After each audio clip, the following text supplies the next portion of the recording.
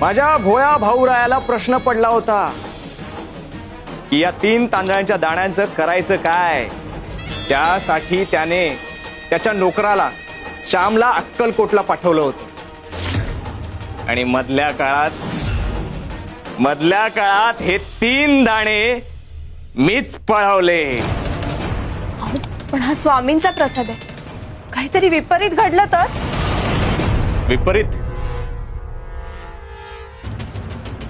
अगं उमे, लोकांच्या श्रद्धेचा फायदा घ्यायचा असतो, त्याला घाबरायचं नसतं।